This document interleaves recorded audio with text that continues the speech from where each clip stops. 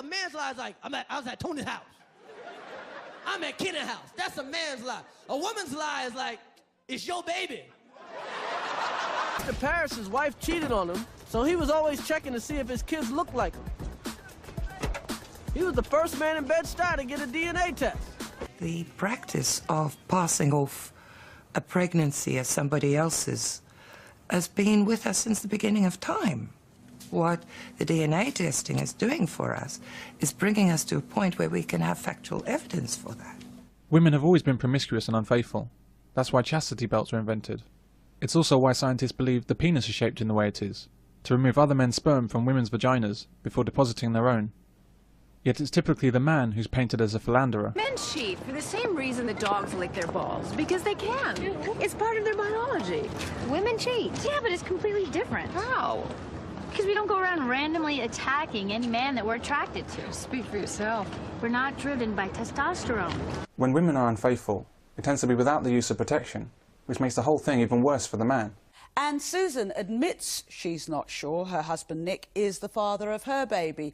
Now, if not, the father could be the man she met on the way to the chip shop after a rare night out on the town. However, the prevalence of paternity fraud is much greater than most people realise. Approximately between 10 and 12% we prove that the man who we test is not the father of the child. On average, 1 in 10 children are not fathered by the man that appears on their birth certificate. But that figure fluctuates depending on which socioeconomic group you're in. So it goes down to about 1% of children in higher socioeconomic groups, and it can go up to about as high as 30% of children in lower socioeconomic groups. In the US, about 10 million kids are being raised by men that think they're the fathers, but are not. And in Britain, the figure's believed to be around 1 million children. That means 1 in 20 children, or 1 in every class at school, is not fathered by the man who thinks he's the dad. Look, if I was a man, and my wife has been on a trip to New York and she comes back and 6 months later she's pregnant, I'm going to DNA test. There is a presumption in law that husbands are the fathers of children. That's the great presumption of British law. But I think when there's been any kind of anonymous research, statistically, it's incredibly striking. It's quite striking how many husbands are not the biological fathers of their children. And if you had a law where every mother was forced to tell, it could be a big can of worms, that.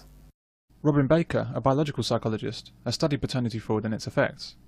He found that it was a common occurrence and was demonstrably poisonous to family structure and the health and upbringing of children. This is a great opportunity for us, Peter. What about Reese, huh? You ever think about that? I mean, you want to take him away from his father? You may not even be his father. What? He may not be yours. There was somebody else. It was just casual, and then there was you. It has to be the ultimate betrayal a woman can commit against a man, which is then compounded by years of her lying, which can only be described as deeply evil. But I don't know what's worse. That she's always known, or she's just doing this to get Reese. Well, I got a paternity test. I haven't taken it yet. How long does it take? I don't know. I don't know that I'm going to do it. You have to. What if I'm not his father, huh? It goes back to thinking about why families break down, or more generally, why would individuals be unsatisfied with their partners? Often a man may suspect that a child is not his, but not be certain of it. A few years later, we were having our first child from my own personal seed. There he was, Earl Jr. And where a father is doubtful of his paternity, consciously or subconsciously, all sorts of relationship problems are bound to occur. It leads almost inevitably to family breakdown and fatherlessness. One man, his child had red hair, and he had dark hair, and he didn't even like to be seen out with it. And of course, if the father walks out, we don't know the reason. He's just another example of male irresponsibility, another deadbeat dad. Parental care is a very costly and valuable resource. We don't expect people to spread it about willy-nilly. We expect them to direct their parental care to their genetic children. Undoubtedly, because paternity fraud committed by women is so common, it's not legal in this country to get a paternity test without the permission of the mother or a court order. As well as having the consent of the mother, we also need the child's consent if the child is considered to be Gillick competent or We use whether a child is at secondary age as some sort of guide as to whether they're competent. So, and it's got to be informed consent, so they must know why they're doing it, and they must know about the confidentiality of the process. There are times when we're approached by the putative father to test a child without the mother's consent, or they may say the mother doesn't want to give consent, in which case we won't do it without the mother's consent. A man can only find out if his wife cheated on him and had another man's child with her permission. The government heeds advice that this is in the best interests of the child.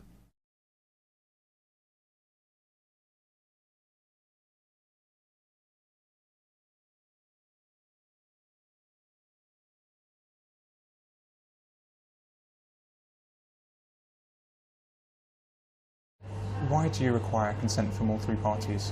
Why? Yeah. What are the issues involved in making sure that everyone agrees? It's a terribly important process. It's, I don't know, it seems to go deep to the heart. And it's very important that people are happy with that. But clearly, in the vast majority of cases, paternity tests strengthen the family and improve outcomes for children because they can deliver good news by removing lingering doubts. The truth, on the whole, however painful and uncomfortable it is, works better for the human psyche. Deception erodes our confidence in our own judgment and our relationships with other people, and that always has destructive consequences, larger or smaller degrees. No man ever knows for sure on leaving hospital with his wife and new child that the baby is his. If women were forced to endure this lack of certainty, they'll complain loudly about this terrible abuse of their rights. With such high rates of paternity fraud, DNA testing should be mandatory on the birth of a child, so that men can have the same certainty of parenthood that women enjoy. A man should know. I think it comes down to a man should know. It's not necessarily about punishing the woman. It's about it's about the knowledge. It's about giving the man full knowledge. And I guess the only way to do that is to have a paternity test at every pregnancy. But the government will never make paternity testing routine. It's not interested if the wrong man is enslaved by a woman, and they don't care about the broken family that almost inevitably results. They just want some man, any man, to pay for the upbringing of that child. She's not my daughter. Well, she's somebody's daughter, isn't she? And whoever it is, it's my job to find him and to make him support her. That's the law. Government doesn't even attempt to educate women about their behaviour, nor do they even address it as a massive problem it is. We see domestic violence documentaries vilifying men every other weekend, but no programmes vilifying women for their despicable behaviour. I regard paternity fraud as a far more destructive problem in society than domestic violence. But whereas domestic violence is perpetrated by both sexes and is mostly instigated by women, paternity fraud is an abuse exclusively committed by women, and it's one of the most evil crimes that exist.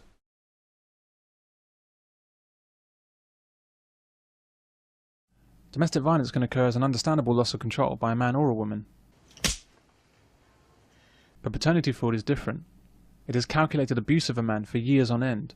She lies and cheats him emotionally and financially. She's completely selfish, with no concern for the man or the child. But have you ever seen a news item about the men and children suffering due to paternity fraud? Ever seen a London Underground poster chastising women about it? Ever heard a government minister or police officer tell us about the steps they're taking to tackle paternity fraud? Where is our paternity fraud bill to go with the domestic violence bill? Society much prefers to concentrate on crimes where men can be singled out, even when those same crimes are committed by women.